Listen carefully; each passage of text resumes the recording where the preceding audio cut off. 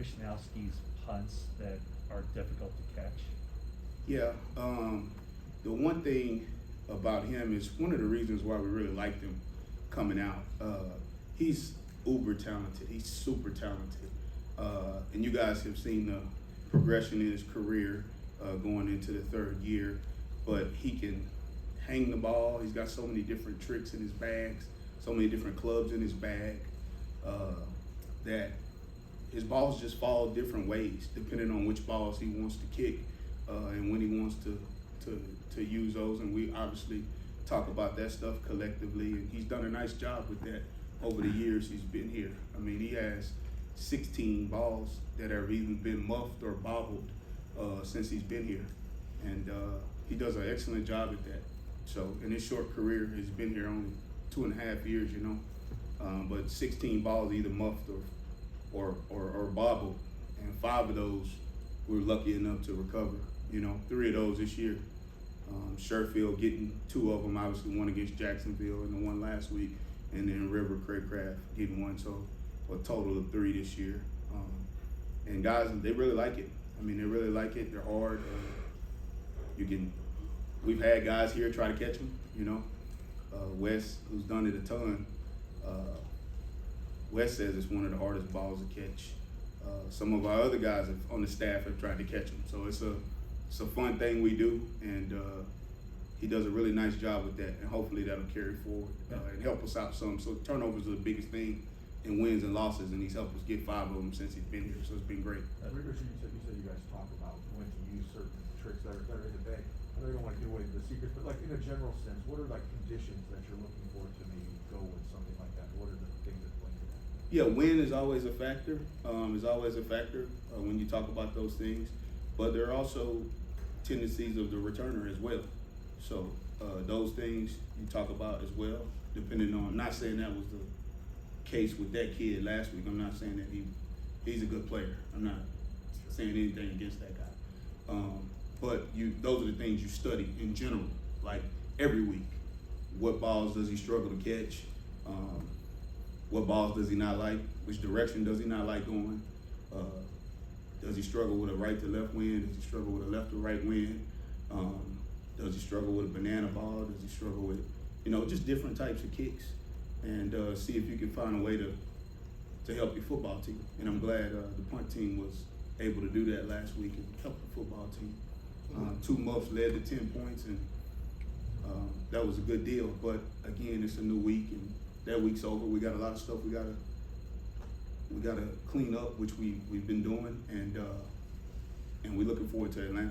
I mean, really are looking forward to this next game. I mean, it's like I told you guys last week, whether it's a good play or a bad play, like it's on to the next in this league, and we got a huge challenge this week, and we can't wait to play these guys. The onside kick recoveries across the league have been up a lot. How much of the new rules do you think they put in? How does that help maybe make that play a little more? Yeah, I think the rules have helped tremendously with that stuff. I think those guys do a great job of looking at rules every year, and we're also always involved in that somewhat as well. But I think the league is trending in the right direction with that stuff, with the rules and the onside kicks and the safety on kickoff, and it's trending in the right direction. It's fun to be a part of. The 2 punts, the 2 muffs on Sunday, were they different punts? Was the first one a banana and the second one something different? Yeah, I would love to answer that question for you, man. I can't tell you which ones were which, but they were 2 different type of punts. What's a banana ball? Yeah, what is a banana ball? Yeah. Check it out. All right. Do a lot of reporting. You know what a banana ball is. All right. One may have been a knuckle. Is that accurate?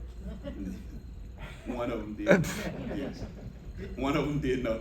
When you were watching him at Utah, did you see the returners struggling with his punts then as well? Sure, and also, I mean, when we worked them out live, we did it. Obviously you get a chance to go and work a kid out. Did a nice job at the combine with that stuff. And Mitch, when we went to work him out, Cohn and I did, Utah, when we went to work him out, we just remember being in awe of all the different things that the kid can do. I mean, not only can he kick it with a great hang to distance ratio, I mean, he can kick it as high and as far as he wants to kick it. He can have it drop a different way. He can even kick a ball left-footed. I mean, he can kick a ball left-footed too, which was ridiculous. And it's just as good. It's not better than his right foot, but he can kick a ball left-footed, and it's amazing to see. He's talented as hell now. I'm telling you. So. Does it help your return guys to be able to have to field his punts once in a while? Yeah, for sure. I mean, when we first got here, everyone was in awe about the hang time and just how long it hung up there. I remember Trent Taylor, who was here. You guys know Trent, love Trent to death. I remember Trent talking about how hard it was and how high it hung up there. So Mitch has done that stuff throughout his career here, and we hope it carries forward. But he's still got a long way to go. It's a long season, but he's doing well. I mean, he fluctuates between top 5 and top 10 in net, which is a team stat, which we like because first you have to protect, and then we have to punt, and then we have to cover. So that's one of the most important stats to us is net punt because it includes everybody, not just gross, just kicking the heck out of the ball and then it runs 20, 30 yards back down your throat, and now the defense goes out there. You don't really want that either. So to me, he and Hecker right now are the two guys that are the best in the league right now at eliminating return yardage and having good nets and flipping the field. Should- If something were to happen to Mitch during a game as far as his right leg, is the backup punter Mitch's left leg? It could be an option. That could definitely be an option. Yeah, he's talented, guys, and we just got to keep coaching him, and he's got to keep working his tail off. And he was better on kickoffs this week as well. He had 3 touchbacks in that tough weather and the kickoff coverage. They improved, so Mitch is a weapon for us, both on kickoffs and punts and changing field position. And he's really people don't know it because people don't study it a ton, but that's what I do all day. I look at, 1,000 special teams plays over and over, so when you got a guy that can help flip the field position in 2 ways like that, it's special. And it's not a lot of punters in the league that can do that. So he's done a great job at it. And again, they limited those guys to 13 yards of return. And that's a good unit we played against. So, and we're going against another good unit this week in Avery Williams.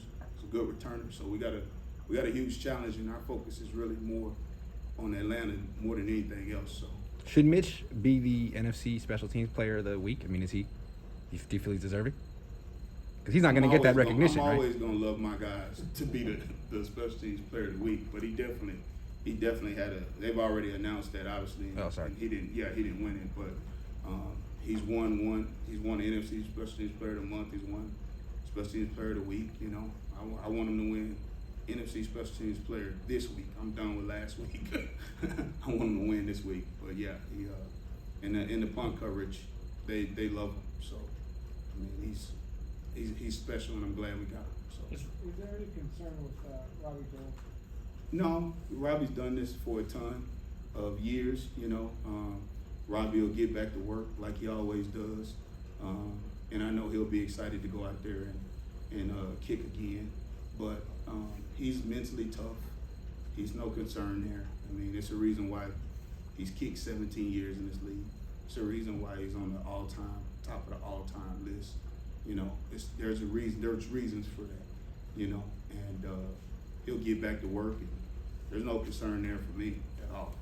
And I don't think there's any concern there for anyone here. So. His role on offense is so substantial. I don't know how much he's returning kicks now, but is Cordarrelle Patterson still pretty much the gold standard in terms of that role? Yeah, to me, in my era, since I've been watching this, Dante Hall was phenomenal to start, and then when I first started kind of looking at it, and then you just study the game. There are guys even before him that were phenomenal. But tape doesn't really go back that far. I just know of them from history. And then Devin Hester, to me, was the best to do it. And then Cordarrelle's right there behind him. Cordarrelle is phenomenal. Obviously, he's a kick returner. Doesn't do punts like Devin did, punt and kick return. And he hasn't been there back there as much, but we prepare for him just like anybody that's returning a kick on the roster. We prepare for everyone like we're going to play him. So if they put him back there, we're preparing for him just like we're preparing for Avery Williams. I should know this. Colquitt, is he a left-footed punter? Yeah, but he is no longer there. Oh, okay. So Morstead, and they've had a couple different punters this year. So I mean, it's not easy to keep up with. I mean, they've had 3 or 4 different ones in there this year, and they. Okay, that's it. Yeah, so no worries. It's interesting. Morstead played against Atlanta, and now he's punting for Atlanta this year, and he's a good player. You guys know Morstead. He's been good throughout his career. So we got a tough challenge. We got to be ready to go. All right, thank you, Coach. All right, thanks, guys. Okay.